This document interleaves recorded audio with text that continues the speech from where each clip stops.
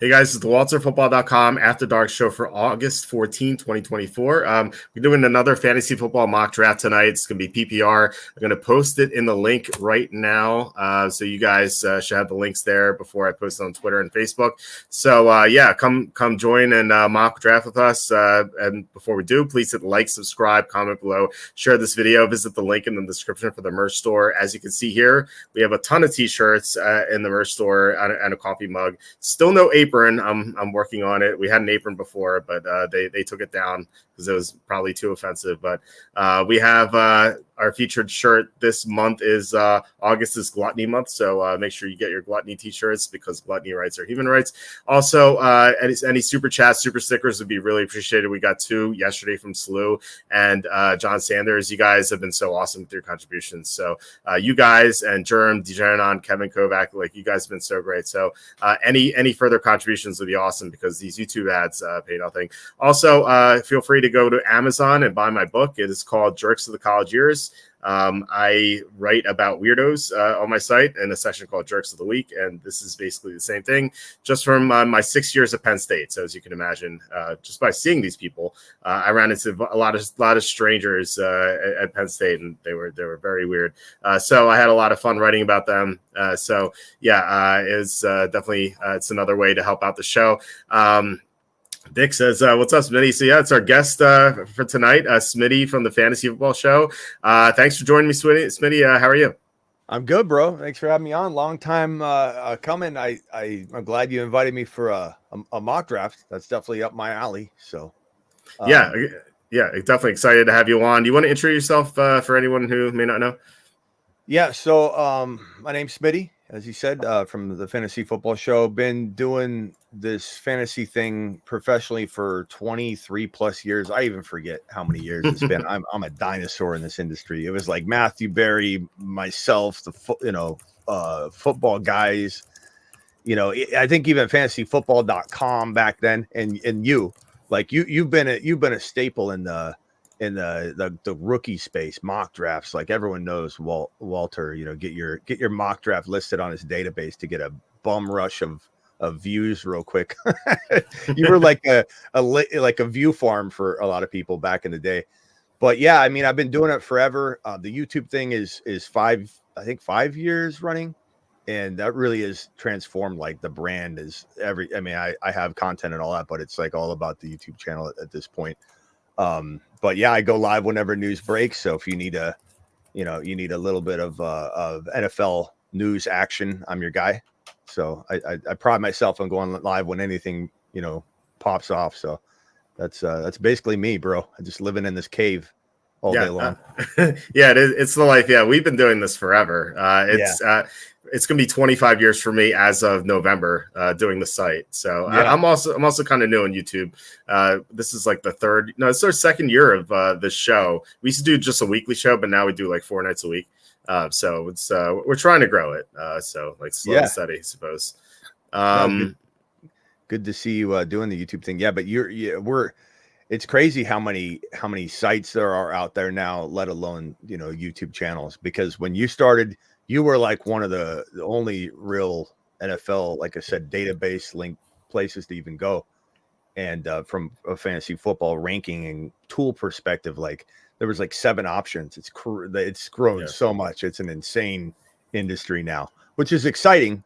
There's a lot to look at, but you got to evolve with it, Yeah, because it'll evolve right around you. Oh yeah, for sure. There used to be this mock draft database. It used to be on this Redskins website. Can't remember what it was called, but Hail the Redskins. I remember being frustrated with that mock draft database because they didn't update it very much. Like it was like once a week or something. Yeah. And so I was like, I want to build a better mock draft database. So that was like one of my goals, and it worked. Like people would always contact me to get their mocks listed, and I'd say like just link back to me, and that's all I asked for. So. Yeah, I mean, back in like 2014, I thought that was like the height of NFL mock drafts. Like it felt like everyone had mock drafts back then. Yeah. That's like slowed down because like back in 2014, I think we had like 600, 700 mocks listed in the mock draft database. Like this year, I don't think we only had like 200. So like Mel Kiper didn't even do a mock draft. So I feel like the hype is died down a little bit, even though the draft viewership was up. But I don't know. Maybe it's gonna be cyclical. But I always felt that like whenever Mel Kiper released a mock draft, my traffic would go up too, because people would hear that and then they would Google like whatever NFL mock draft, whatever year it was, and then they'd see us and then they'd click on the site. So yeah, it's funny that way. So Papa Smurf says thoughts on Pat Mayo. I listen to Pat Mayo sometimes. I think he has an interesting show. It's pretty entertaining sometimes. I don't know why you bring him up. I mean, do you like Pat Mayo? I don't know. Before we begin, okay, we're full. Any thoughts on that? I like Pat. He's a good guy. Okay. But yeah, I don't know. This is the Walt show, bro. Like, what are you bringing up? Why you got to bring up Pat Mayo? Do I walk into while you're at dinner with your girl and say, hey, remember the girl you used to date back in high school? Like, what's up with that? Yeah, that was actually when I first started dating. Now my wife, this guy comes in and he knew about the girlfriend beforehand. I used to date this girl who lived in Colorado, and he goes, and her name was Emily. He's like, oh, you must be Emily. She's like, who's like, Emily? I was like, oh no, I never told him that this is a different girl. So anyway. Yeah. All right. Let's get going here. We have a full room, so I'm gonna hit start draft. And we're on the clock now. While we're waiting, Patrick says, have you seen the new season of Umbrella Academy? Very disappointing season. Felt super rushed. Really bad interviews from the critics. I have not. It felt like the previous season 2. I wasn't a fan either. Whatever. I think that was season 3 actually. I wasn't a fan of it. I don't think it was that bad, but I don't know. So we have Tyreek Hill and CeeDee Lamb both going. What are your thoughts on receivers going back to back here? Yeah, I mean, this is full PPR, so it makes sense. I think with the Lamb holdout situation, and he's literally potentially the one guy that would hold out and maybe make a statement, because these guys are getting paid ridiculous money now. And he's not scared. His LOL response to Jerry when Jerry's like, no urgency, it was classic. And it scared the crap out of Jerry because Jerry backpedaled like crazy. Yeah. But there's not just risk of holdout. There's a risk of injury. Whenever you hold out, the likelihood of injury goes, even Jamar Chase, the likelihood of injury goes up massively every day that he's holding in or out. He didn't show up to practice today. So who knows if this turns into a holdout. But yeah, I mean, PPR, it's not crazy. Christian McCaffrey's clearly falling. I don't know what I'm going to do at 1.6 if he's there with the calf injury, but that's about the point where you jump off and grab him, right? Yeah, he was number 2 available for me after Breece Hall. So okay, McCaffrey goes. So you're on the clock now. So what are you thinking with this pick? Tough spot because Hall is great, Gibbs is great. Gibbs being hurt now. I don't even know how bad it is, but I definitely would take advantage of the drop in ADP.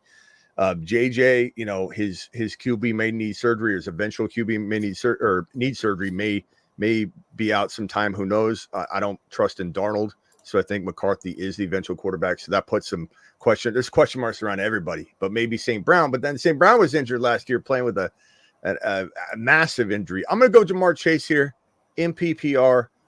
I don't like that he's holding in. I don't like that there's added risk of injury, but at least he's not holding out completely. He's there. He's catching passes. He's on the field. He's got his helmet on at least. let's give him a little credit. I'm going to go Jamar Chase. Yeah, that's pretty easy at this stage. I mean, he could be argued as 1 or 2. Oh yeah, for sure. Joe Burrow looked really good in the preseason game. Not that means anything, because remember Daniel Jones looked like second coming of Dan Marino in his preseason. Once upon a time, but no, Burrow looks like he's healthy for a change, and that hasn't always been the case. He tends to be banged up, and yeah, I mean, he looked on point in the preseason game, and that was even without Chase. So, we have a run on receivers here, 4 receivers back to back. And you were saying if McCaffrey got to you at 1.6, would you have taken him? Yeah, I probably would have, but I would have probably still been talking about it. Yeah. Had I you wouldn't even got in what you say yet, because I'd have been like, I don't know if I'm making a mistake here. Like he's 28 years old, and as much as we want to say, oh, he's McCaffrey, you take him no matter what until the wheels fall off. Like Eckler, the same thing was said about Eckler entering last year, and he was a huge avoid for me at 28 years old. And I know that McCaffrey takes care of his body better than anybody, but at the same time, he still had more work than anybody. He's been the highest percentage of his offense than any running back, I think, in the last 2 decades practically. So the workload is massive. The mileage is massive. The last time he had the kind of work that he had last year, he was missing for 2 years.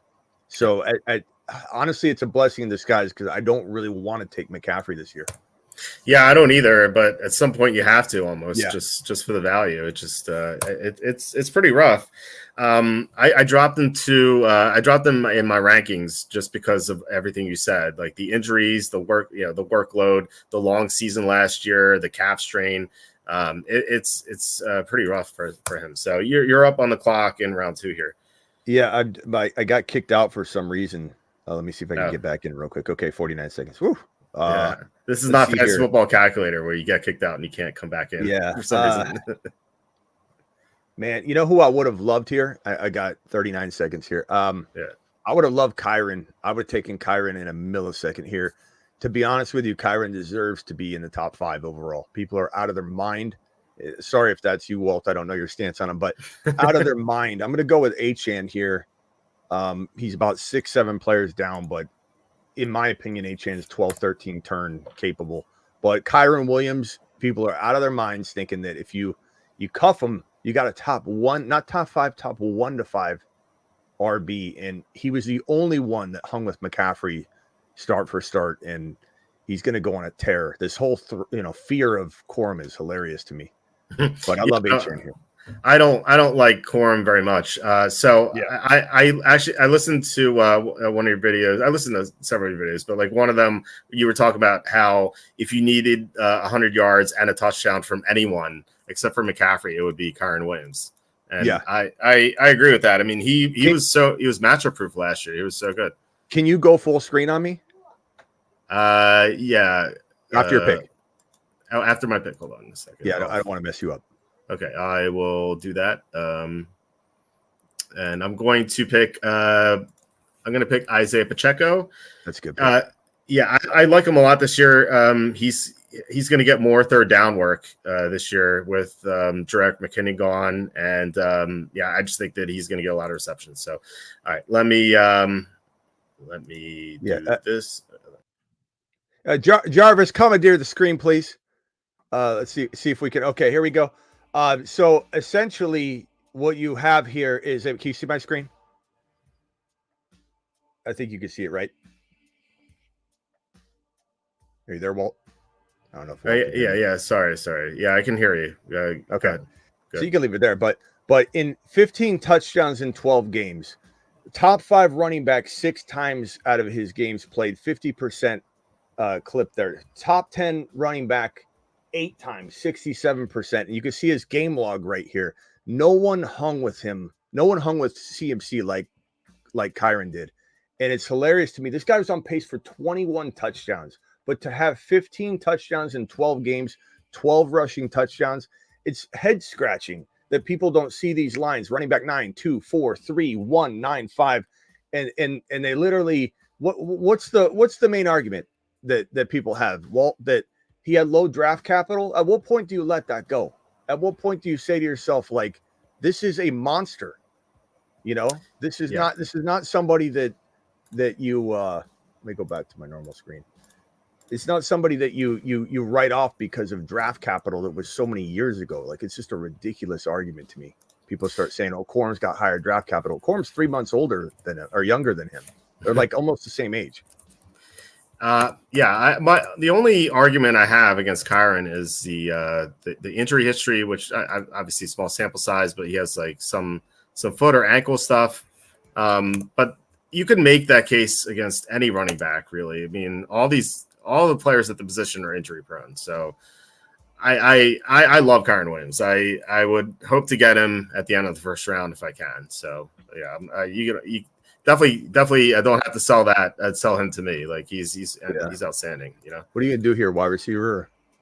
Yeah, after double running back, like the top player on my board is a running back, but I just I think receiver is pretty thin this year, so I want to make sure I get that position taken care of.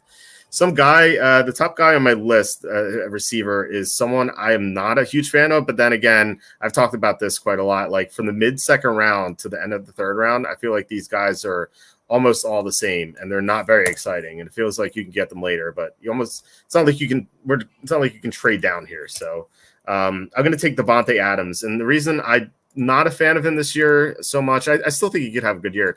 Well, first of all, he's old. I think he's 31 or so. And second, there's a chance he could be traded, maybe to the Jets. And if so, like, then that's fine. But what if he's traded to a team that has a bad offense or run first offense, like New England, for example? Then suddenly it's just like, why do I get this guy? There's a chance he regresses, but in the 304, I think that's fine because I've seen him go at the end of the second round, like mid to late second round. We did a mock last night, and he was taken at 207, I think. So 304, I think is fine value. I'm not excited about it, but you're up now. So what are you doing? Yeah, this is tough because, I go to the RBs. I'm not taking Rashad White. I'm not taking Mixon. There's some sleepers I like a little bit later to go after. I like Olave a little bit here. He could be argued as a second round player. Ayuk, I don't like Ayuk's situation right now, holding out essentially. I'm going to go. I don't like these picks here. I'm going to go best player available, which is my motto, my mantra. I'm going to go Jalen Hurts here. And just have a really balanced approach here. So Chase, Achane, Hurts, I like that. I'd be fine with that. Yeah, I drafted Hurts in the third round of the draft yesterday, so definitely a fan of that. I think if you get one of the top three quarterbacks in round 3 or even round 4, we saw Mahomes go in round 4 yesterday in our mock. I think you're doing pretty well, but outside of that, I don't think I would take a quarterback early, maybe with the exception of Anthony Richardson, although the injuries really scare me, but the upside is insane. So yeah, I feel like you almost have to take the risks, I feel like, in your drafts because, all these players have risks. In my argument to the wait on a quarterback, I'm probably the biggest advocate of go quarterback early, but in that I'm still also very big advocate of late quarterback because like Jalen Hurts, for example, was one of my bigger predictions the year he broke out. So there's nothing wrong with going Jordan Love and having those monster, insane, players that pop from like round 6, 7. But the thing is, the argument people say, wait on the quarterback. It's deep. It's deep at running back. It's deep at tight end. It's deep at wide receiver. It's deep at every position. It's never been in the 23, 4+ years that I've been doing this. I've never seen each position stacked to the rafters like I have this year. Like tight end it's unbelievably deep. Like you get to like Njoku and he's like barely a top 10 tight end and he could be the number 5 or 6 tight end. The quarterback, same thing, but because running back and wide receiver are so deep, I don't think it eliminates and neutralizes that whole argument. I think that when you could get a guy like Hurts or Josh Allen or Mahomes that can score 45 plus total touchdowns, it's such a difference maker that, Jordan Love's great later, but give me Hurts and the wide receiver that is right next to Jordan Love versus the wide receiver here, like even Nico or Olave, and then the quarterback later. It's just like comparing apples to apples. It's Jalen Hurts, and I don't want to give away any of my secrets for my round 6 and 7 receivers, but later on we can look at it. But is my Jalen Hurts and the wide receiver I'd take in round 6 better than Jordan Love and Olave? I'm going to argue yes every time. I think that you can definitely go quarterback early. I think that what you either do is you go quarterback with the top 3 in round 3 or maybe even early round 4, or you just wait. I think the biggest mistake you can make is drafting a quarterback this year in like rounds 5 through 10. Just because I don't think the value is there for those guys. So I'd rather just get one of the elite guys or just wait because I think the mid-tier guys are going way too early. And I don't really see much of a difference between them and some of the guys who go late. Like in last night's draft, Trevor Lawrence went in the 16th round, which is crazy to me. So, I think between him and like someone who won the 8th round or something, like there was not much of a difference for me. So I'm sitting here on deck. Yeah, and you're man, best player available. I don't think, I don't want to mention a few people that could fall, but I'm definitely contemplating Neighbors here. I mean, I don't love Neighbors as a second drafted player. He's going at the 2-3 turn, 25 overall in some best ball drafts, and I think that's crazy. But when you start talking about being your fourth drafted player, there's massive upside there for Neighbors. So he flips into a machine at the fourth drafted player territory. I'm gonna go Neighbors here. Neighbors are good. I worry about Daniel Jones. That's like the only thing. I mean, Neighbors is going to be awesome, I think, in his career. But Tank Dell just went. So if I'm not mistaken, all three Texan receivers are gone. I love Tank Dell. Yeah, I was going to go Dell, but then I thought, he's like 7 wide receivers down. He might fall. Yeah, usually he goes around 5, but I think that's a pretty sharp pick. So I agree with what you said about depth for quarterback, running back, and tight end. For receiver, it just feels like not there for me. Maybe I'm just down on a lot of receivers. It feels like a lot of the good receivers that we've had over the years are all like 31 or 32 now, and I've like downgraded them. But I do have some guys I like here, and I'm sorry if I'm sniping you because this is the stacking piece for you, but I'm going to take the Devontae Smith. He's the top receiver left on my board. Yeah. Not super stack driven in non-best ball. Right. I'm not. I think that's getting carried over too much. There's not really the same statistical advantages and such, and sometimes it can be a detriment. Not that I don't mind it in a high octane, high powered offense. Like I would have definitely grabbed Devontae Smith if he was there. The stack is fun, but I think it's more fun than meaningful in non-best ball. I think people are going way too crazy with it, but. Great pick. I mean, Adams and Devontae Smith for your build looks pretty good. Pacheco feels like he's going too high in non-best ball. So right here in round 2, because he goes in round 4 in best ball a lot of the time, or at least late third. But some of that's my expectation of getting him so late, and that I just don't like paying the price on non-best ball. But he's certainly capable of like 12 touchdowns on the ground. So it's not a bad pick at all. Yeah, I like that Devontae Smith is playing in the slot. I think that's it's going to be pretty beneficial for him. James Conner just went. That's someone I was going to target here, and Richardson was the quarterback we're talking about. So I'm on the clock again. Let's see what we got left. Am I crazy or this guy did not go yet? Just gotta look. I hate typing in a guy and then he's not there, and I feel like an idiot. This guy's not been taken. I know this guy's situation is not ideal, and you even mentioned him. But I'm going to take Brandon Ayuk, 5th round. Nothing wrong with that. Yeah, I mean, I don't like him in the 3rd, but 5th round, that seems insane. I haven't seen him go this late, and yeah, he's going to go to Pittsburgh, which is it's kind of a bummer with Russell Wilson there. I don't like Russell Wilson at all, but we saw last year when Justin Fields played and it was healthy, he turned DJ Moore into a pretty good fantasy receivers. So like Ayuk is there with Fields. Like I'm fine with that. Keon Coleman goes. Go ahead. Yeah. I don't know if this guy, follows my Keon Coleman content, but you gotta be careful not to take him too high. That's massively high. I don't think his ADP was not at 5.5. It could have been. Yeah, I haven't seen the high. You're up. That was a Smitty pick, but way too early. I like where your mind's at, but that's way early. I'm gonna go McBride here. I think this gives me. I've got a seriously balanced team, which I like. I always love balance when best player available opens that door. But McBride is, in my opinion, capable of being the number 1 overall tight end. And honestly, looking at this, like Chase could be the number 1 overall wide receiver. Achane could be top 5 running back for sure.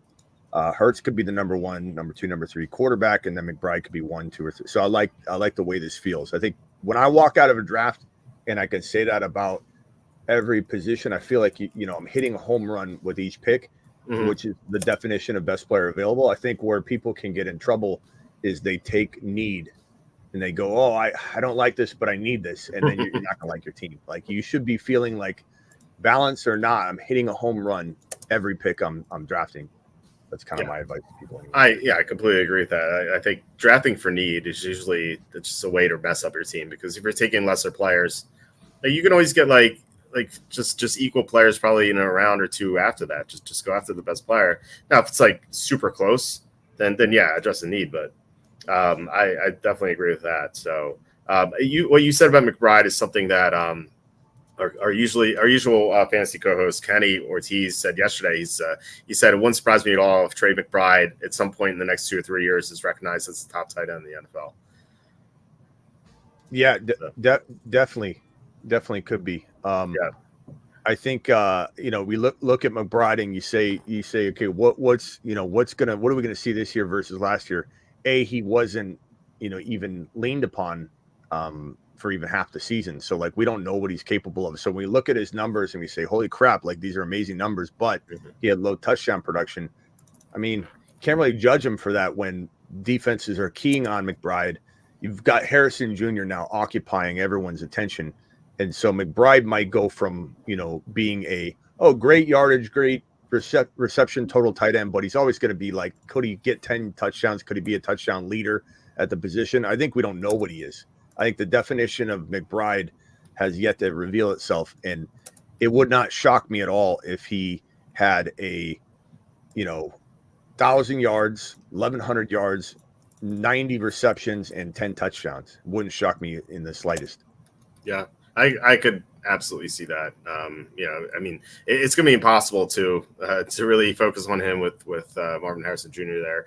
Rashee Rice goes end of 5th round. That's the highest I've seen him. I think this is a reaction to the Marquise Brown news. Where would you take Rashee Rice? That's something that's given me issues because we just don't know how long he's going to be suspended for, if he's even going to be suspended. Yeah, I like to pride myself on being the adjust and adapt guy. And I've been hard on Rashee Rice.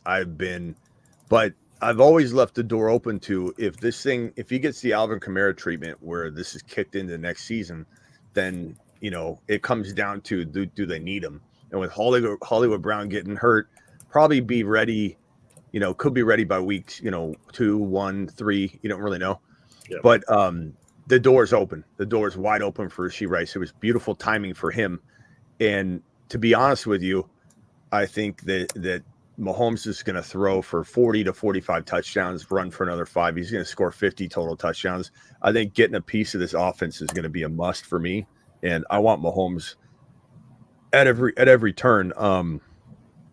And I think that having a piece of that receiving room is amazing. And on that note, I'm sitting here looking at the board, and to be honest with you, I'm debating between the Doomsday. He won't make it back to me, so I don't mind yelling his name out here. But I would say Worthy's very, very solid here. I think Worthy could be an absolute league winner. Rashee Rice as well. So I'm tempted to take Worthy here. I know now that I mentioned it, he's not coming back to me, but I'm taking a glance around. I'm more worried about people like experiencing the mock draft, not really my team, but I kind of need an RB. 3 seconds. Yeah, I'm going to see if Worthy will. My words may have made that impossible for him to return, but I'm going to go Mostert here, which is a crazy move, I think people are going to say. But I want to solidify this Miami Dolphin backfield. And these are 2 running backs you can start at the same time. And the offense is so potent. I honestly think it's one of the more understated, crazy. A lot of people makes them uncomfortable, but types of moves in 2024. And it also safeguards the pick. So I'm going to go Mostert before he gets sniped. I think I like a lot of these wide receivers. I'm more than willing to take another one. But I do love Worthy a lot. I think he's fantastic. I like Jaylen Warren. That's a great pick too. Yeah, I like Pollard. I thought it looked good. I thought it looked like he had the explosion back. I know it's just one preseason game still. I'm going to keep going with receiver because I drafted double running back first. And I feel like there are a lot of decent running backs left, but not too many receivers. Like I said, I'm pretty down on these receivers. Christian Kirk with Calvin really gone. I like him a lot, and he's better in PPR than he is in standards. So I think 6th round is just about right for Kirk. It's not like amazing value, but he's the top receiver I've left on my board. So pretty fun taking him there. But yeah, I have a lot of running backs I still like. Although I'm looking at one running back, I'm like, did I miss him going? Because okay, I'm so down on Derrick Henry that he's like 5th on my board. He went at 211, and I had him 5th on my board. Just like, it reminds me back in the day, there's always somebody that does that at the in-person draft. I don't do any in-person drafts anymore, but someone would stand up and draft Randy Moss in like the 3rd round. We're like, dude, he went 4. Oh, God. You went 4, bro. Well, there's worthy off the board, but no, we once did I told the story on the stream before. But I don't know if you've heard it, but there's once this guy was so drunk that he was trying to draft like 4 guys who were already taken. Like he was gone, and so we decided to have we ran out of liquor or beer. So like during at the halfway point of the draft, we went on like a beer run, and this guy was like, "Hey, Walt, take this guy aside. We're gonna mess with his computer." So he drafted like Lance Moore in the 6th rounds back in 2013. They deleted Lance Moore from his roster, and so when we went back to draft, and like he was on the clock again, he whispered to me as he's like sitting right next to me. He's like, "Is Lance Moore available?" That's hilarious. Yeah, a great joke to play on somebody. Yeah, it was awesome. And the funny thing is like, so he tried to draft Lance Moore, and we all laughed at him, and so he thought he just messed up because at the end of the draft, he like showed me his roster. He's like, "Do you like this roster?" I'm like, "Oh, you have Lance Moore." He's like, "I have Lance Moore." He's drafted him twice. He didn't realize he had him. Yeah. It was like, geez, that was 11 years ago. All right. I'm up again. And there's still a lot of running backs I like. So I think we're going to take one of them at this point. Although, you know what? I'm tempted to go receiver again. No, I'll go running back. I know you threw shade at this guy, but like last year he was being drafted in the 1st round. Austin Eckler here in the 7th round I think is fine. I feel like he's going to be the receiving back. This is PPR. And I think what happened with Eckler last year, the first game he had against Miami, if you go back and watch it, like I thought he looked awesome, but he got hurt at the end of that game, and then he missed time, and he tried to come back, and he just wasn't healthy. Now I know he's old, he's beat up, like that could definitely happen again, but I think that having the role as the receiving back, I think just the receiving back, I think could help him just be fresh, throughout the year. So I don't know. I'm not getting in love with this pick, but he was the top guy on my board. I don't know. What do you think about Eckler? But you're up anyways. That's right. I took a doomsday here. So yeah. I think I like Eckler at cost. Everything's about cost of entry, and the bottom line is, you have a player that is, like you said, had an ankle injury, and he may or may not drop off. He didn't want to carry the rock 300 times like the Chargers said they wanted him to. So he said, I don't want to be here. And it goes to a situation where, honestly, there's a lot of upside. The only thing I would say is we don't really know what his role will be, even if we assume he gets a big, heavy, receiving work type of volume. Brian Robinson's still going to be heavily involved in both aspects of the game, so rushing, receiving. But I don't know. I like him. I think that, for every player that I say don't draft 1 year, the next year I could be on board, and he's one that I'm not against. I'm not against the, little bit later than this territory, but non-best ball, best ball are very different. And sometimes I'm so into best ball mode. Not that my content's all best ball or anything like that, but we've been drafting a lot lately, and I see Eckler there, and I'm like, I know he goes later, but that's because we're in a non-best ball environment. But I don't mind it at all. I think there's certainly opportunity for him to do well, and Washington's going to turn heads. Washington is at the stages that Houston was at last year, and it's just a matter of like, do they do it this year, or do they need one more year? Like Detroit 2 years ago, it was very easy to see them coming, but you knew they were going to put out 1 year where it was like prepping everybody for what was to come. And they did that. They looked good. You knew they were coming for everybody the next year. And then they did this season. Mm-hmm. So I think there's a chance that the Washington Commanders need the 2 years, but it would not shock me, especially if they got an Ayuk. It would not shock me if they took that step forward right away, because I think JD5 is literally a top 5 quarterback in the making.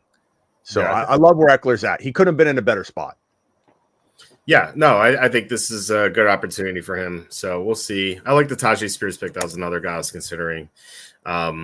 We had comment here. Chris says, I wanted Achane and Pacheco 211. You guys double sniped me. If Gus Edwards can get a bunch of touchdowns, so can Henry. Lamar's never used inside the 5. What bothers me about Baltimore is that they lost 3 offensive linemen this offseason. And the last time they lost a bunch of offensive linemen was going from 2019 to 2020, when the 2019 when Lamar won the MVP, and the 2020 he just wasn't as good. And he also hasn't finished 2 of the past 3 seasons. So like I think people are like quick to forget that. So I just worry about that offense. And this is a shame. Marquise Brown got auto picked here. I think team 10's on auto pick. I wanted to see where he would drop to, just because he's out 4 to 6 weeks, which I don't think is a big deal. Like, I mean, he might be back week 1, but it's probably week 2 or week 3. I don't think like that's like, I think that's being overblown. I think he has great potential. I like what you said about Mahomes throwing, what do you say, 40 to 45 touchdowns this year. Yeah. I think you're on the money there, because in addition to getting the better receivers, he's going to be pissed from being voted as the number 4 player in the NFL, and the number 2 quarterback, which I think is insane. Yeah. So you took Jonathan Brooks. Want to talk about that? Yeah, definitely a guy I'm worried about early on, at least. And so, given he's going to eventually be my number 2 running back, I have the potential of some would say like having a thin, starting running back stable, because if I start Mostert and Achane, but here's the thing.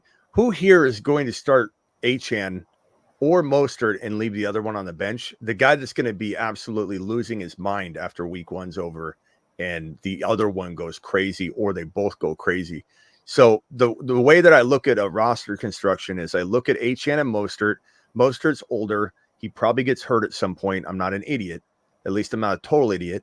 So I'm expecting to need a running back to step into his place later. So Brooks is perfect. The overlap should be beautifully lined up, that if Mostert does get banged up, it's probably going to be later on, and Brooks will be on his horse at that point. But yeah, you got to be careful if you're expecting Brooks, who's going to be out week 1, 2, probably week 3. And then he's got to ramp up for a game or 2. But I think at like week 8, he'll be rocking and rolling. And look, Chuba Hubbard got used an extreme amount last year. He just wasn't effective. So the volume's going to be there. And Legette's going to help stretch the field a little bit. And Deontay. So I think it's going to be pretty decent for Brooks. I don't think defenses will be focusing on the rookie running back. They'll be trying to shut down Bryce Young. And you got to monitor where he's at. So that makes a lot of open space for Brooks to rip off, 7-10 yard runs once in a while, frequently, because you're worried about where Bryce Young is at all times. Plus you can't see him behind offensive line. So, I think defense is going to plan for trying to stop that passing attack more than the running game. So I like Brooks a lot for later on, but you gotta definitely be wary of what you're doing and how you're building your team around him. Yeah, I like Carolina overall this year. Not to make the playoffs or anything like that, but I think they're going to be a lot better than people think. I think they could win like 6-7 games and just be competitive. And I actually bet them at 12-1 to win the division, because I think that division's horrible. But what I really like is that they addressed the offensive line. They signed 2 guards to a high dollar value, and like both those guys, Damian Lewis and Robert Hunt, like those guys are really talented. So I just think that their offense is going to function a lot better this year, especially with Canales there as the head coach. So I just think that Panthers are definitely on the rise. I think it might take them. Depends on how well Bryce Young plays, but they could get there.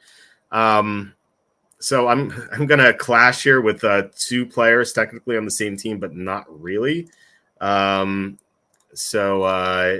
my 9th round pick is going to be someone I think is going way too late, Ricky Pearsall, because Brandon Ayuk is on the verge of being traded. And so once he is, Pearsall is going to be the number 2 receiver in a good offense. And, Debo is not the safest quarterback. He tends to get hurt a lot. So if Ayuk is traded and Debo goes down, like suddenly Pearsall is the number 1 receiver. So I think like 9th, he's going the 9th, 10th round. I think that's insane. I don't understand why he's going so late. Now, I get that like once Ayuk is traded, his ADP is going to rise, but it feels like Ayuk is going to be traded at any moment. So I think that's insane value personally.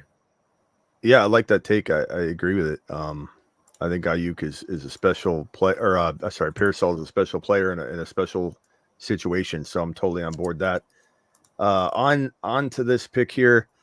Look, I got Chase, Neighbors, and Adunze. Crafty, but one would say there's some risk there. Trying to see if I should add a RB or if I should go. I think I'm going to go with another rookie. I'm pretty rookie friendly when it comes to drafting teams, and I think that I think that with this rookie class, going back to what you said earlier, that the rookie or the wide receiver pool isn't as deep as you think. It's not as deep as I think it is, but I love the rookies. I think adding the rookies into the mix it's like adding. I mean, look, you got a Dunze, you got Brian Thomas Jr., you got Coleman, you got Neighbors, you got MHJ. We're adding like 6 rookies that all have the potential to start for fantasy teams, and some of which could be wide receiver, low-end wide receiver 1 easily in MHJ, maybe even in Neighbors' case, but a super high-end wide receiver 2. You got Coleman, who I think Keon Coleman is going to be probably the second best rookie wide receiver redraft-wise this year. And you're going to have – I knew CMO probably followed some of my stuff because of the Coleman pick, but that was way too early. You take him way too early. He was scared I was going to take him, so he took him in front of me, and he took him in the 5th round. You got to let some things go. He probably thought I was going to get him on the way back, though, in front of his other pick. But, yeah, so these rookies, I mean, Coleman's going to go nuts. Coleman walks into a situation where there's 58% vacated targets, which is, I believe, second in the NFL, and he's looking phenomenal. And Josh Allen actually texted him the Friday before the draft and said, "You're the guy I want to play with." Before the draft, with all the trading that the Bills did, getting out of the round 1, going into round 2, he had no idea they were going to for sure take him. So that was ballsy.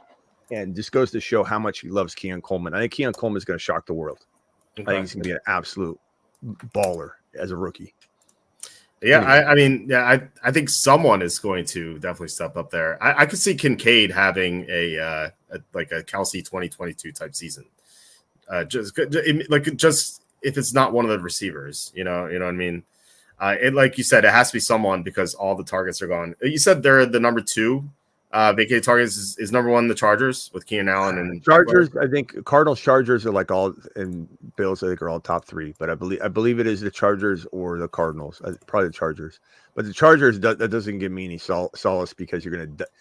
So in the case of Josh Allen, you're dialing back you're making room for a bunch of targets, but you're keeping it a high octane offense. In the Chargers situation, you have a bunch of vacated targets, but you also are dialing back the passing attack extremely. Like, I think Vegas has Herbert for like 3,300 passing yards. He's a 5,000 passing yard quarterback. Like, they're going to run so much, and they haven't done him any favors, in my opinion. I don't know what Harbaugh's doing. I feel like I'm the only one questioning this man. I question his sanity. I question what he says. I question what he's doing. And people say, Smitty, you think you know more than Harbaugh? I'm not saying I could outcoach him, but I could build a better team than Harbaugh just by not getting rid of some of the pieces he got rid of. Keenan Allen, what did you get for Keenan Allen? You saved some money? Like, you asked him to take a pay cut when he was the 3rd wide receiver in the league last year.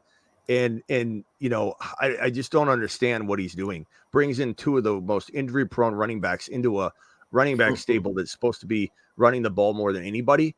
None of it makes sense to me at all. And I think the Chargers could have such a better team. But that's my Charger rant anyway. I would have taken Jalen Wright had he fallen. I probably, in hindsight, good thing it's a mock draft. Hindsight, I probably would say, you know what? In retrospect, would I forego Brian Thomas, make sure I get Jalen Wright, and then here take a different receiver? Probably would have if I had to go back in time. I'm going to take DeAndre Hopkins here, who I don't love because he's older, as you mentioned. The older receivers getting big downgrades, but round 10, should be back for week 2, 3, I guess. So I don't think it's bad. Yeah, I mean, we'll see with him. It really depends on Will Levis. You know what I mean? Like, it feels like his projections are all over the place because we don't know how good Will Levis is going to be. Like, he had a couple great games last year, and he had a couple games where he just looked so inept. So, I mean, he was only a rookie, so maybe he's going to get better. I don't know what Team 12 is doing with a double tight end there. was kind of confused about that. Maybe they're an auto draft, but it didn't seem like those picks were made right away. I don't think I would recommend double tight end. So I am up again. Jameson Williams went a little 2 rounds later than he did yesterday. He went in the 8th round last night. And I was kind of surprised by that, but the 10th round seems like a better spot for him. I've not seen this guy drafted, so I'm going to assume that he's available and just going to take him. Let's see. Ricky Dowdle is gone, so I made the mistake of twice trying to get a guy who's drafted. So I guess I missed where he went. So let's see here.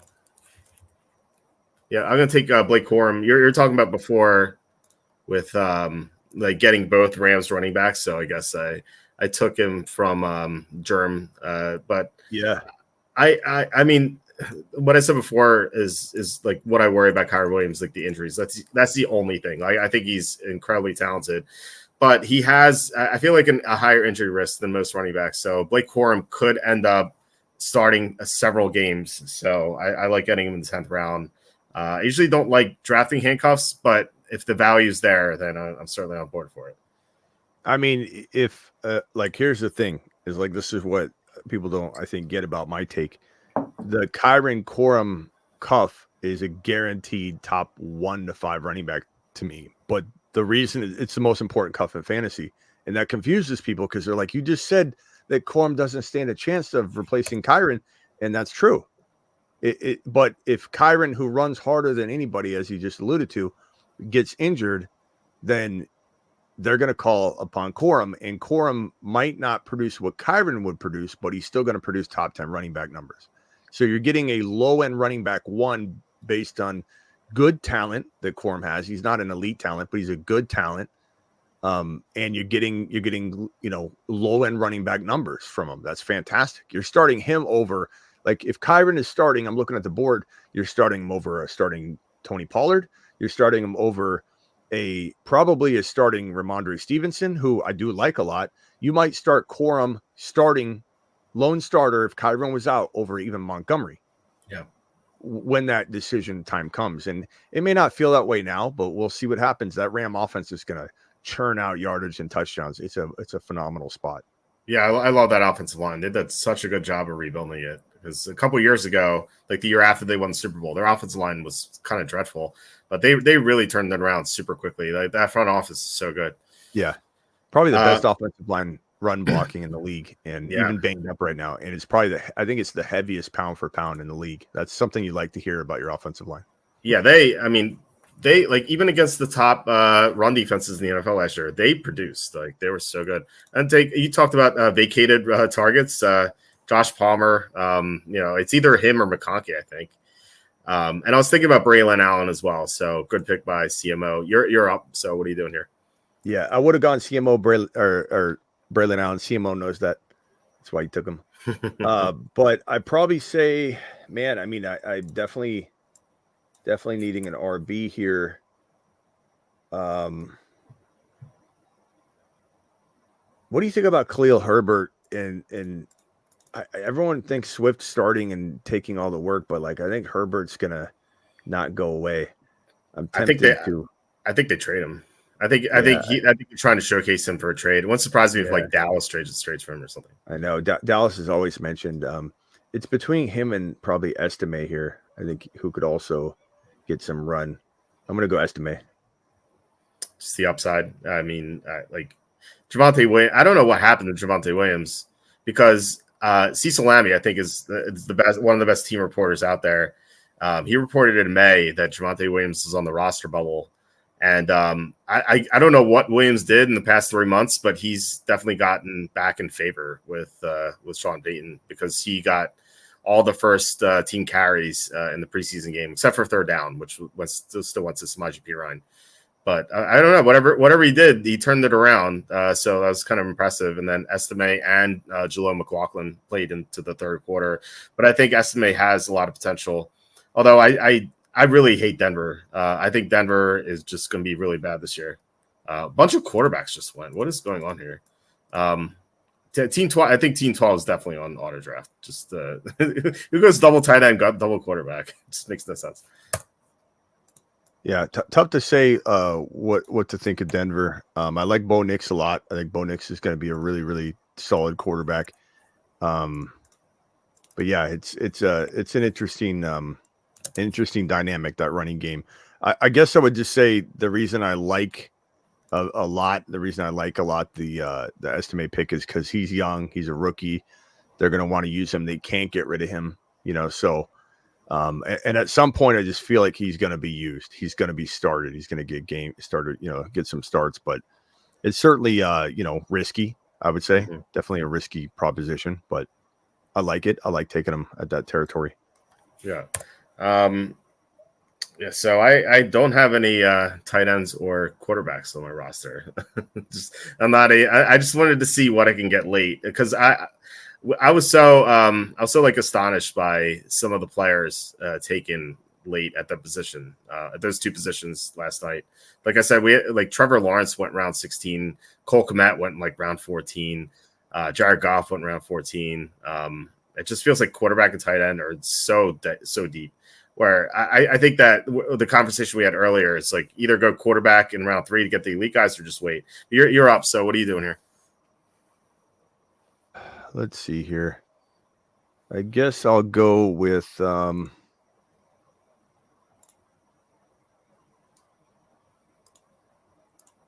running backs did get sniped. This is definitely a good example of a snipage situation where guys are going way too early too in some cases. But I like AD Mitchell here. Got a decent amount of receivers, but I'm going to go AD Mitchell. Yeah, he has a lot of potential. I mean, we'll see if Richardson stays healthy. But even if he doesn't, you have Joe Flacco there, which is an upgrade over Gardner Minshew. So Dotson goes. I'm actually looking at a running back. I think there's one guy still left I like a lot. I hope he's still left. So Roschon Johnson. I talked about Khalil Herbert potentially getting traded. Roschon Johnson was playing ahead of Herbert in the Hall of Fame game. He didn't play this past weekend. I assume it was some sort of like minor injury or something. But if Herbert's traded, you only have him and Swift always gets injured. So I think there's a chance that Roschon Johnson starts at some point this year. So and Swift was he's acquired when they had only DJ Moore, and then they brought in a Dunze, then they got Keenan Allen. And so like things have changed a lot. And I think, last time he was described by his coaching staff, they called him a weapon back. So it doesn't sound like, they're going to put him in a position to get tons of volume, and he'd break if they gave him too much. I always thought he's a better receiving back than anybody ever utilized him to be. But at this point, it's like, man, Philly wore him into the ground. It's like getting a used car that you have no Carfax on. And they're just handing you this vehicle that they cleaned up real nicely, but he has been driven into the ground off of that 1 year injury-prone player. That's why I think Khalil Herbert ends up taking the job from him if he doesn't, have a nice role early on and it just starts getting more and more work. Khalil Herbert's always like in the top, 5 in the NFL in yards per carry. He's a good running back. Yeah, I don't know why. Like, it just seems like coaching staffs don't like him. I always thought that I was always higher on him than teams were. I just don't understand like the thinking there. Like why aren't teams why don't they like him more? I just don't get it. So anyway, I'm up on the clock right now. I guess I'm taking a quarterback because I feel like some of these auto draft teams might take backups. So I guess 13th round's fine for a quarterback, right? Gonna go with Trevor Lawrence, who I think gets kind of a bad rap because of how he finished last year, but he got injured. It seems like he picked up a new injury every single week, and I called him the Black Knight from the Monty Python movie because like it seemed like it's always like 'tis merely a flesh wound. It's like every week it's just like new injury, like shoulder 1 week, ankle 1 week, concussion the next week. It was just so brutal. This is the way he ended the season. But I think he bounces back, and Ridley's gone. But I like Brian Thomas a lot, and Yeah, you took Brian Thomas, right? Yeah, yeah, you did. I love Brian Thomas as well. I think he has the same potential. So you took Kirk Cousins. Want to talk about that? Yeah, I mean, at this stage, grabbing a backup QB, I think he's going to be an amazing situation. I think he's gonna ball it out, and honestly, London, Kyle Pitts, Bijan, this team is gonna absolutely crush, and Cousins is going to be a benefactor. And then if Cousins doesn't, then Penix Jr. will ball out. So either way, I think it's good to have. I don't necessarily need to do it in this mock draft. But if you draft Cousins and you draft Penix Jr., people might rip on it. Oh, you're holding extra quarterbacks. It depends on the depth too. Like if you've got only 16 rounds, you're probably not having a third quarterback. But if you're in a different size league, 20, 22, like having both of them would be ideal because then you're safeguarding yourself. But I don't mind just having them here. Penix would probably be on the waiver wire in this size of a league, and you just want to monitor that. But yeah, honestly, it's getting pretty dry. Preferred grabbing an RB somewhere, but the RBs are just not. There's not a lot of good ones right now. A lot of good positions, at least. But I'm combing through that. Wide receivers, I think I'm pretty good on wideout. Dunze is my third. Brian Thomas, Hopkins, I-80 Mitchell. Yeah, that's right. Where I'm struggling is at RB. And again, had this been a real draft, I probably would have reached on Jalen Wright, where that Brian Thomas pick was, just to ensure I had all three. But in a mock draft, I'm not losing sleep over it. But definitely probably where my mistake was made in this draft. If I was to reverse engineer it, would be like, hey, just make sure I got to make sure I tie up that entire running back room. Mm-hmm. So yeah, don't be afraid to go around early. Yeah, it's always beneficial to do these mock drafts to kind of like figure out what's going on, like where people are drafted, and like test out different strategies. Like you said, you learn that you should maybe short running back a little bit more, and that's something you could take into your regular drafts. You said you've been drafting best ball a lot. Oh yeah, a lot. I need to ask. I asked my regular co-host. I have to ask you this because I've never drafted best ball, so I'm kind of curious. I'm going to do it. I'm going to do it later this summer. But like, why do people draft best ball now? Because players can get injured. Is there a benefit to doing now, or like, why not just do it like a week or two before the season starts? Well, sometimes this is the only charger I would take, by the way, is Vidal. I like Vidal a lot, and I think that Gus Edwards and JK will get hurt. But the question is, will they even use Vidal? He's listed like number 6 on the depth chart, but I don't believe the depth chart at all. But I like him a lot. As far as best ball, so it's a good question. Honestly, the advantages and disadvantages are similar. They're just different. Yeah. So if you think about it from this perspective, what players have gone up in value that they weren't high earlier in the offseason? So if you ask me, I'd rather draft, even if injuries can strike, while I'm still getting Keon Coleman for free. And then the Keon Coleman hype train starts climbing, and now he's a 6th rounder.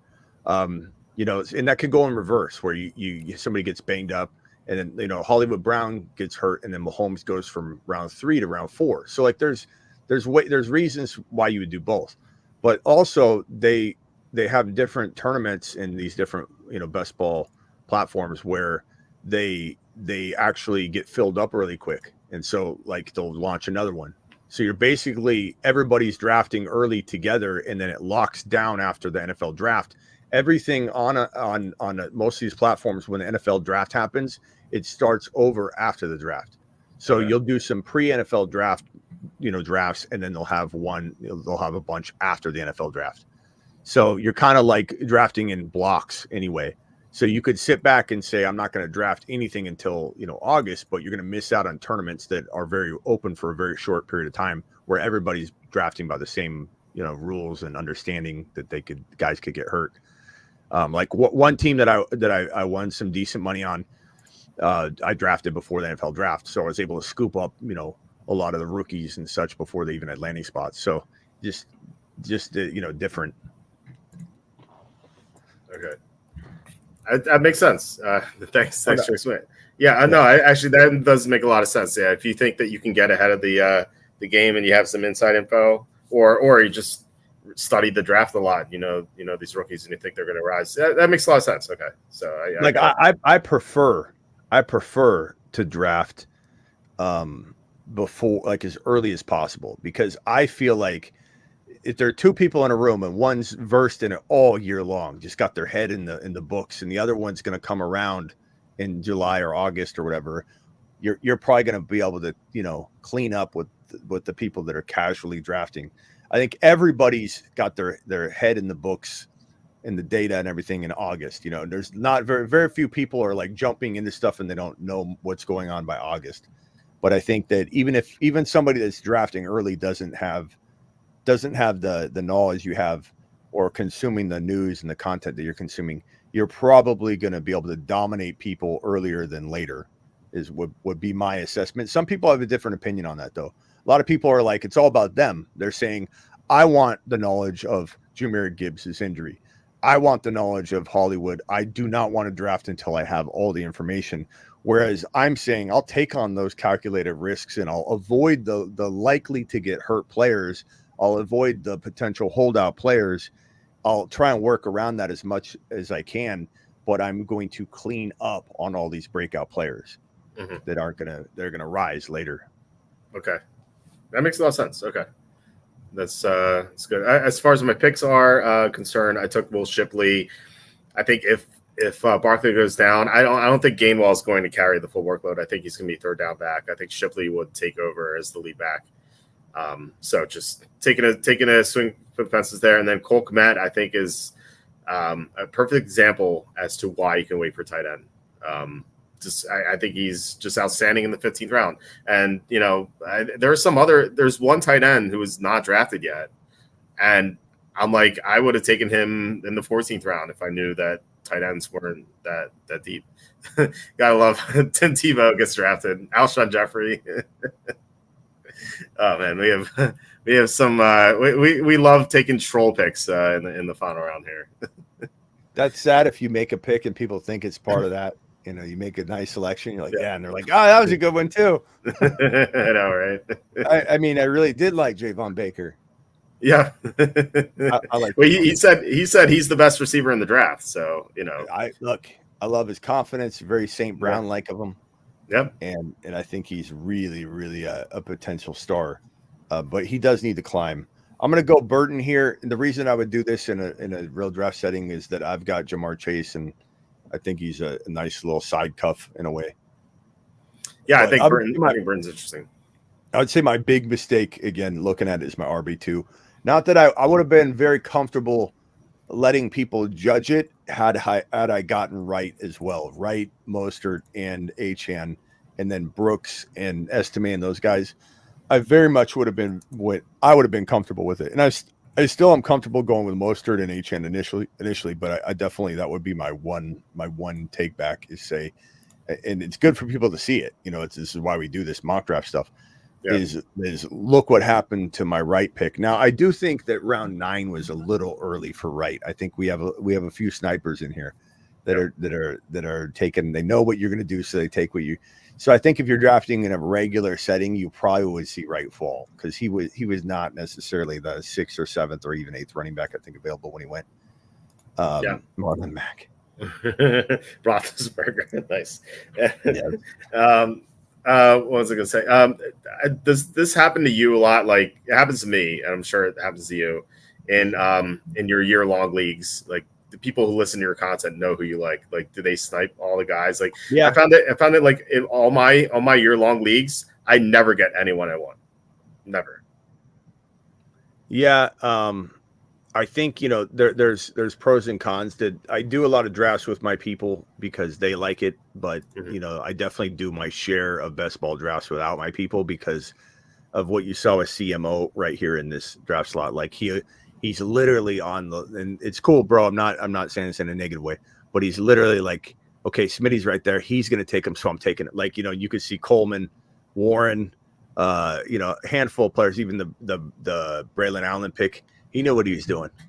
But yeah, that's the downside. But you know what? I don't care because I like that my followers, like to draft with me and all that. But I will definitely, especially in the money leagues on best ball, I'll definitely do handfuls without them because, they're far more likely to get who I want. But I don't know. My advice there too, though, with sniping is to let the board come to you. And if people are going to take people out of place, that means someone's getting bumped down.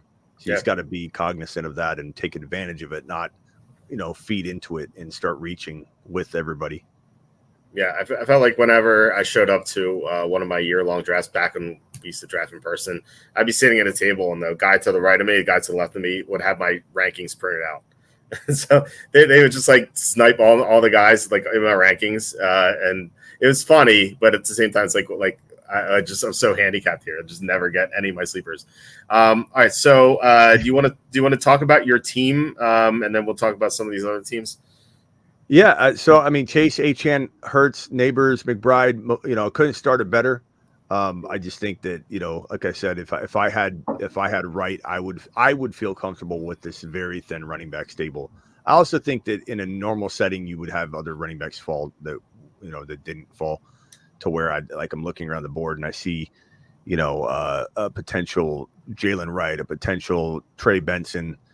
These are all guys I would probably try if I could redo this team. I would probably try and get Connor and Benson to go with my Miami Dolphin running back stable, and I'd be plenty happy with Connor Benson. So that would be what I would try and redo here. But I love the team. I'm not. I am very much a running back or drafting heavy running back person. So this was an abnormal draft for me. But I always let best player available kind of guide me. I don't draft positions. I draft players. So. But it feels pretty good. It's just that one mistake I would go back and change. That's it. Yeah. But as far as my team, I went double running back to start with Hall and Pacheco. I love Pacheco's upside this year in receiving. And then because I focused on running back in the first 2 rounds, I went receiver heavy after that with Adam Smith, Ayuk, and Kirk. I can't believe Ayuk went to the 5th round. Even if it goes to Steelers, that's still a steal, I think. And then I focused a little bit more on running backs after that with Eckler, Hubbard, Corum, Johnson, just trying to the first 2 guys are going to get action early, and I think that Corum and Johnson could be more impactful as the season progresses with injuries. Then Pearsall, I think he's going way too late. And so I didn't go quarterback until round 13, and then tight end until round 15. I think this is evidence that you can wait. If you don't get one of the elite guys in round 3, you can wait until Lawrence or someone like that, or Cousins or Goff or Rodgers. Like there's a whole slew of guys here that you could draft late rather than the middle. I just don't like this middle for quarterbacks. Lamar Jackson has great potential, but he's very injury prone. Stroud, could he have a sophomore slump? Maybe. I just feel like if you don't go quarterback here, you can just wait. So that was my thinking. I was hoping that maybe a quarterback would come back to me because I saw Mahomes go in the 4th round last night. So I was hoping that he would come back to me at 4-9, but that definitely did not happen. But still, I like this team. But we can review some of the other teams. So Scary Hours, he went basically 0 RB until round 5. So we went receiver heavy early with Hill, Smith, Samuel, Metcalf, and then Worthy at 6'12", and then he drafted Mahomes. So to look at his running backs, he waited. It's Connor, Stevenson, Singletary, Benson, Charbonnet, Chandler. I like Connor, but there's risk there. I really don't like Stevenson. I think that I just really want to avoid running backs on bad teams. Same with Singletary. I just want to avoid those guys because they're not going to get carries late. But I think that this team has a lot of potential though. With Mahomes and Hill, that's insane upside. And if someone's running backs pan out, I think this team could be really good. So what do you think about this team? Yeah, I think Connor Benson was fantastic to get together and cuff that. But, Stevenson, I think it does, it's hard to know what he's going to deliver. They gave him a new contract, so that gives me strong belief that they're going to feed him. He's also maybe the best pass catcher on the entire team. I know they drafted 2 rookies. I love Javon Baker. Polk's looking pretty good right now. And DeMario Douglas isn't bad, but I think Stevenson's the best receiver. So, young quarterback eventually getting in there, relying on Stevenson sounds pretty solid. You don't have to apologize, CMO. You take whoever you want. I was just describing what happens when you get in drafts with people, and that's what Walter was saying. You get sniped. I remember a guy purchased my draft kit, and he showed me, he was at my draft, and he's like, "Look, I bought it, man. It's awesome. Thanks." And I'm like, "Yeah, hey, thanks for buying it." And I'm sitting next to him, and he's just, I look over, and you're right. Same thing. He was just going off of this list. Right. And I remember like looking at him, I'm like, was it worth the $45 that he paid me to do this? If I could hit the refund button and grab it out of his hands, I might just do it. And he was just not, he was taking every single pick, and I was just like, this is insane. Yep. I know the feeling. But yeah, I like this team a lot. Love the receivers, love Mahomes. I think you could, given this squad, you can afford to go a little crazy, risky with the RBs. But, do I think it's the best team here? Probably not. But is it top 3 or 4 or 5? Probably. Yeah. All right. Team 2, Jeff Rowles. I really worry about these running backs. He went hero strategy and took Henry. Well, I don't even like. I was saying before, it was like 6th round or 7th round. And I was like, I don't know if I'm going to take Henry here.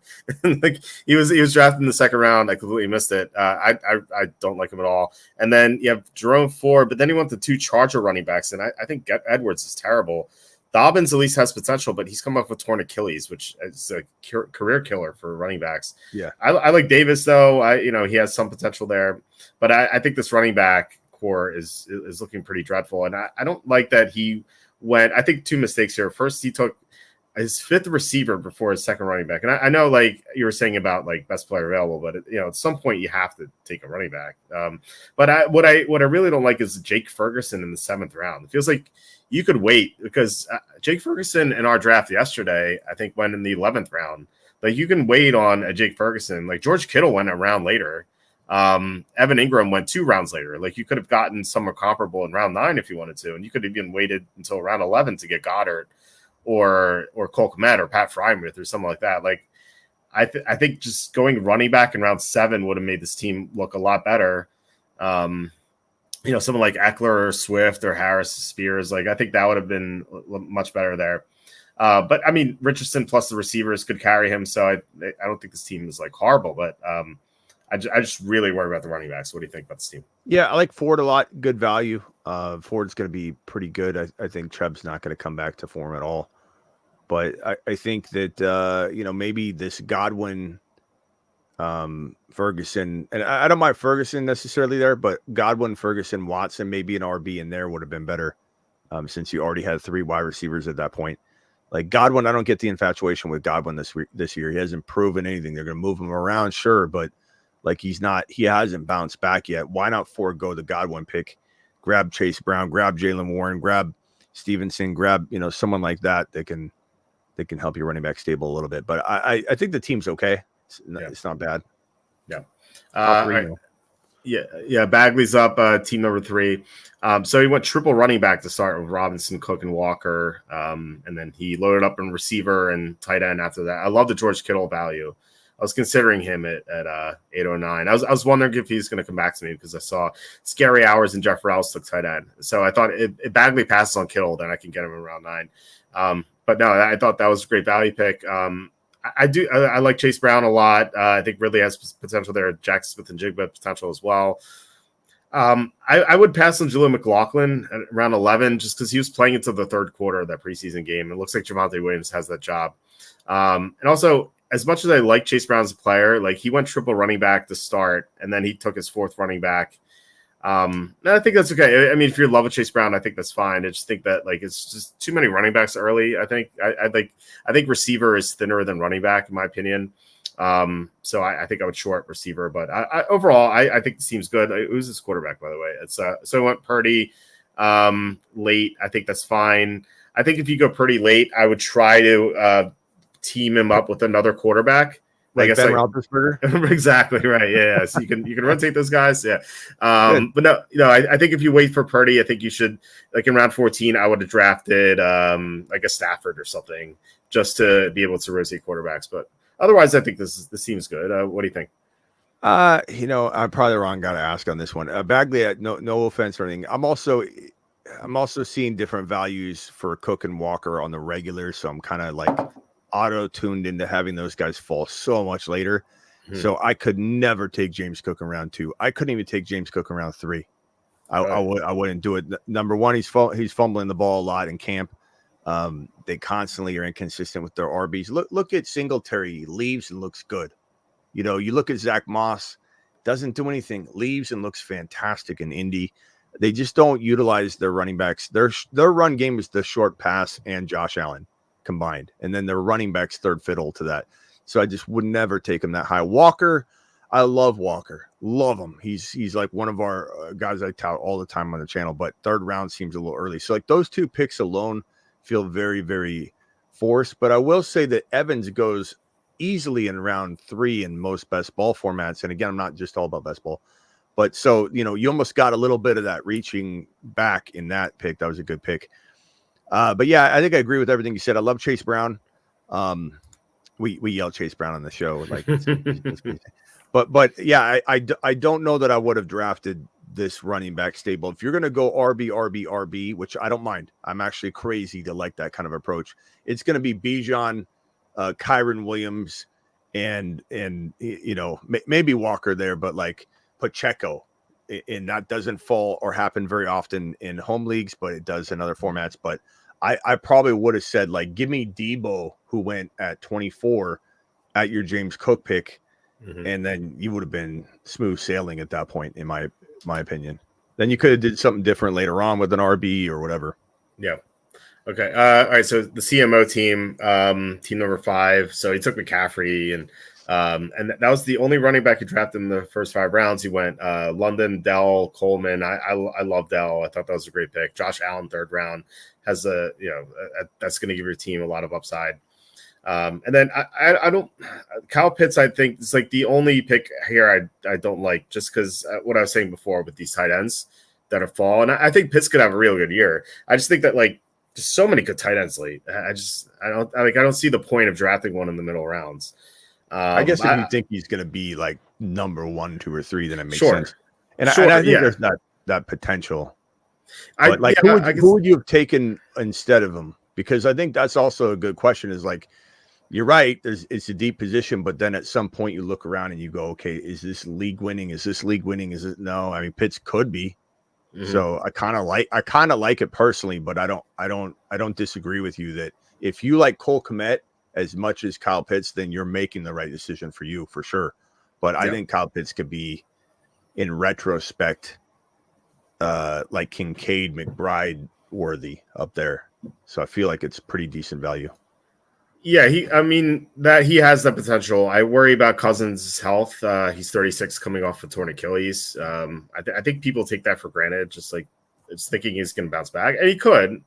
I don't like. I'm not completely sold on it, and the fact that they took Penix number 8 just kind of has me worried that they don't truly believe that like Cousins is like can be healthy. And I know they gave him $100 million. My theory was that when they drafted a Penix, like, so they paid Cousins $100 million, and then they saw him throw, and they're like, uh-oh, he's not healthy. So they drafted Penix. I don't know why else they would, because their front office was going to draft Latu, and then the owner came in and was like, no, I want Penix.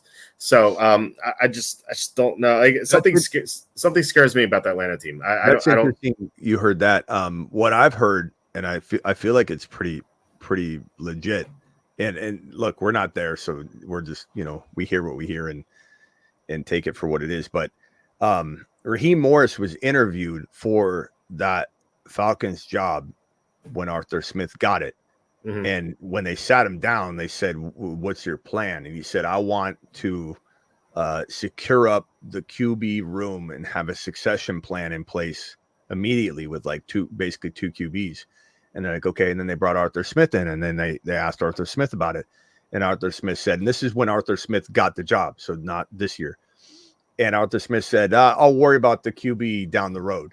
Mm-hmm. And so when it worked out the way that it did, Raheem Morris went back for his interview this time around and said, remember what I told you about the quarterback position? They go, yep, that's why we're having you in here, having you back. So they planned. Raheem Morris, from what I've gathered, very much was interested in bringing in Penix Jr., bringing in a quarterback to have a succession plan, because he said that from the beginning, even before Arthur Smith got his job for coaching the Falcons. So hard to know what if the front office had a hand in that. It seemed like it was more Raheem Morris from what I gathered, and I actually love the pick. I know a lot of people don't love the pick, but I think it's genius, and I think that Yeah, one of the sides are going to look stupid. If you don't use Penix Jr., it could Right. look dumb for a little while, kind of like Jordan Love did, right? But Jordan Love, that looks genius now. Or if Cousins goes down, Penix Jr. looks like a genius move, and then you're just going to ridicule, not you, but someone's going to ridicule the money spent in allocation of resources. So to me, when I look at Kyle Pitts, I see the safest QB room in the NFL is what I see, because I love Penix Jr. And I also think Cousins, if he balls. So I kind of look at it in a good light. I think it's a blessing for fantasy worlds. If you own Bijan and you're traumatized by what happened last year, if you own London this year and you're traumatized by last year, same thing with Pitts, you're sleeping like a baby now. You know, you kind of want this for the Jets. You kind of wish the Jets had a backup quarterback plan because, you know, it's still kind of scary. Well, Jets could have had Trevor Lawrence, but they decided to win a couple games. And that 1 year. Now, at 24 hours before the draft, the Falcons were going to take Latu, and then I got a tip. So we ended up on our draft chat. I told everyone to bet Penix to go 8th overall. So yeah, that was a weird situation because 24 hours before they're going to take Latu. It's weird. Germ 269 super chat. Thank you so much, Germ. I really appreciate it. Thank you for your continued support. It's just awesome. Sandra says 2024 NBA Cup schedule was just released. Why is no one talking about it? Big news, guys. Come on. I was saying I didn't even know there was an NBA Cup. They had that playoff thing, but that in-season tournament for some reason. I just don't get it. But as far as CMO seems concerned, I love the Braylon Allen pick. There's some picks I really like here. Some picks I wonder about, like Jordan Mason. Like even if McCaffrey goes down, like I don't see Mason really like necessarily getting all the carries. They have so many running backs. But it's 13th round, like whatever. And then I'm not crazy about Romeo Doubs, but I don't hate the pick. I'm not crazy about Jameson Williams, but I don't hate the pick. But I do like a lot of stuff like Dell here, Josh Allen. Like I think this is a solid team. So what do you think about it? Yeah, good squad. I think, I don't disagree with anything you said. Okay. All right. Team number 7, Drew 3. So he kind of alternated. He actually went running back in all the even rounds up to round 8. And I like his running backs: Josh Jacobs, Jones, Pollard, Zach Moss. I'm not crazy about Zach Moss, but the first 3 I think are really good. And Jefferson, Olave. I really worry about the Saints offense this year. I think they have the worst offensive line in the NFL. Potentially, if Talis Fuaga is not good, then they won't be able to block anyone. So I just worry about the Saints. I love Olave's talent, though. I think he can overcome that in some games, but when they play against teams with good pass rushers, like they may not move the ball at all. I like Myers though, because if Devontae Adams gets traded, suddenly he's the number 1 receiver. And I like Wicks' potential. I think Thielen's kind of a waste. Like people remember those crazy receptions games he had early last year, but that went away, and now they have Deontay Johnson and Xavier Leggett. Like, so what's he going to do? But I like some of these late round swings here. Lloyd and Irving, I think they have potential. McCaffrey in the 16th round, I think has potential. So I think this is a good team. I don't really like Stroud here in the 5th round. I think if you miss out on the top 3 quarterbacks, I've said this a million times, I think you can just wait. Otherwise, I think this is a good team. What do you think? Yeah, I mean, look at Kyler Murray in round 11, Jordan Love in round 11. That's more valuable than Stroud in 5. I think I agree with you. I don't like the running backs. I don't like Pollard. I don't like what was it, Aaron Jones up there? Aaron Jones. Yeah, Aaron Jones. I've never taken him around 4. Wouldn't even consider it. Olave reminds me of DJ Moore, before Fields. Like so talented. Will he get consistency? He's just handcuffed in a bad situation. Love Olave. I think he could be a star, but he definitely needs a better situation. Maybe Rattler comes out of nowhere and ends up being, amazing, and that could definitely change. Jacobs I love, but 2nd round way too early for me. But a lot of talent on the squad. I just think that there's a couple reaches that I wouldn't have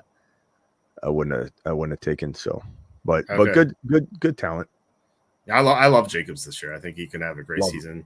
Love him. All right. Would you take him that high though? Oh, I've taken him earlier than that. Really? Oh yeah, I think Jacobs has the potential to lead the league in rushing yards. Yeah, I like him a lot. I love him, but man, this is even in non-best ball ADP. I don't think he's sniffing 2.6 though. No, he's going later than that for sure. He's going 24th overall, which is 212.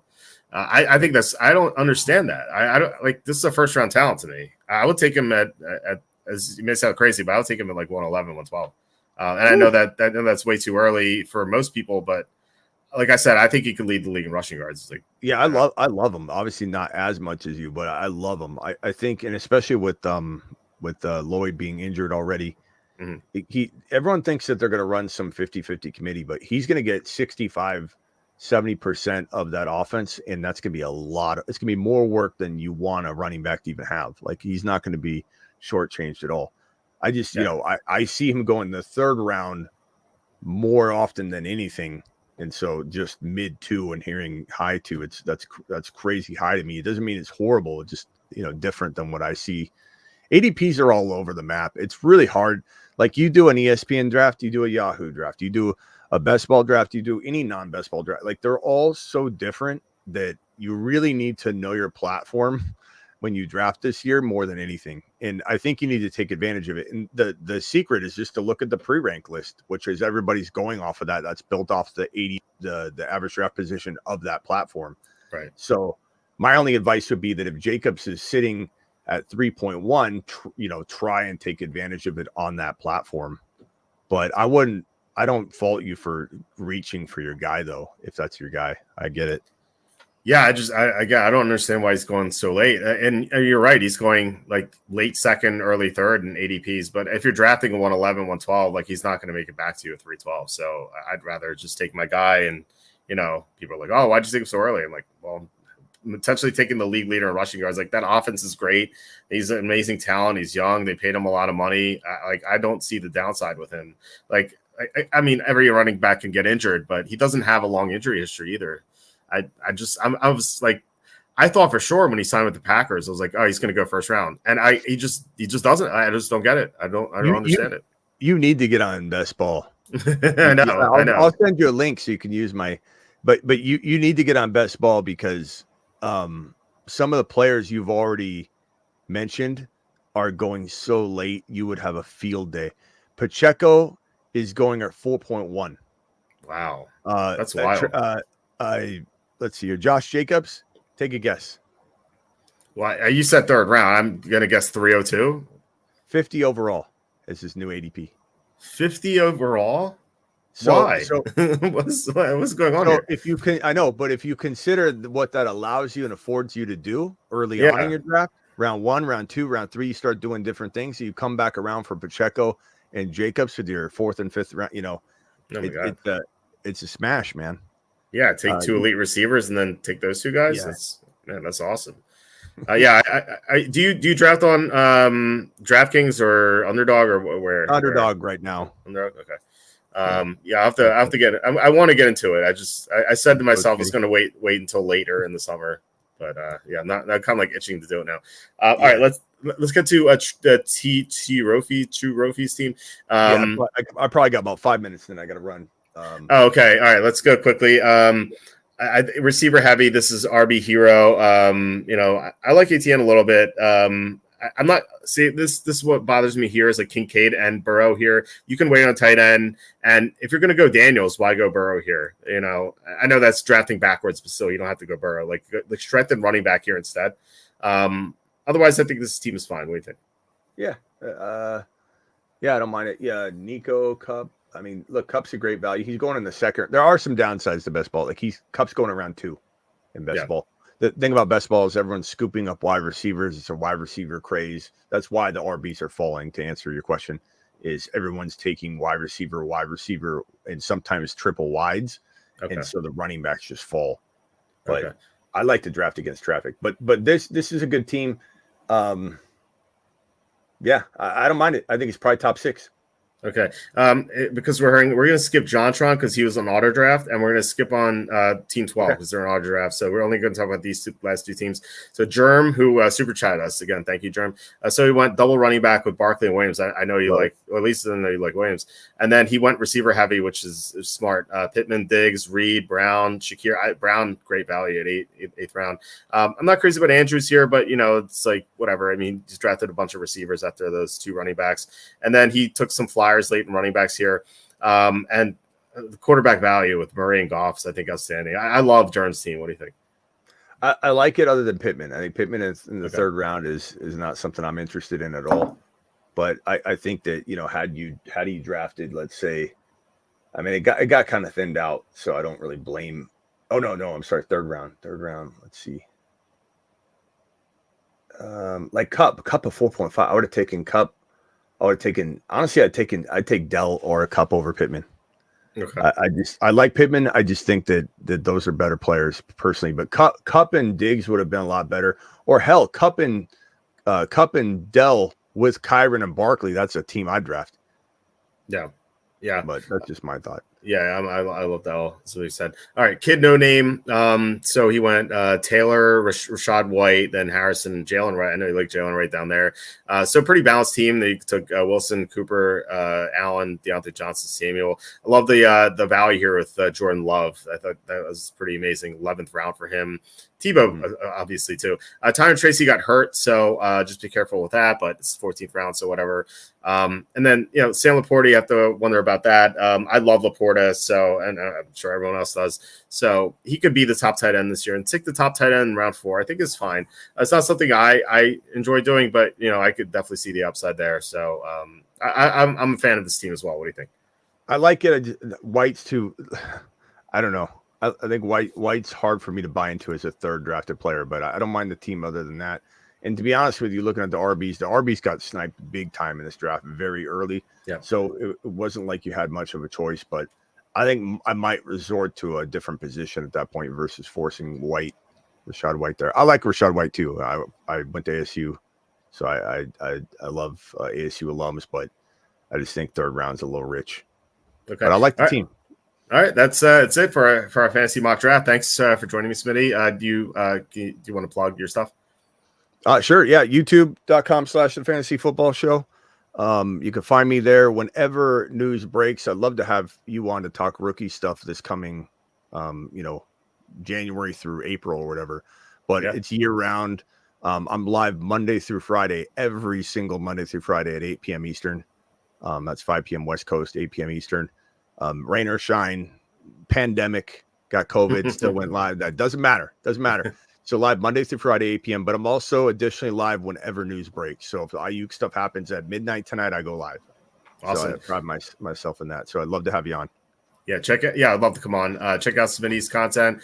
Please hit like, subscribe, comment below, share this video. Visit the link in the description from the merch store. And thank you for Jern for the $2.69 super chat. We're usually have shows on Wednesday. We're going to be off tomorrow. Rare Wednesday off. Instead, we're going to do a show on Friday. So we're going to be back on Thursday with a guest, and then we're going to do another fantasy draft on Friday. So join us then. Thank you guys for watching, commenting, and mock drafting with us. And have a good night. And Smitty, I'll talk to you later.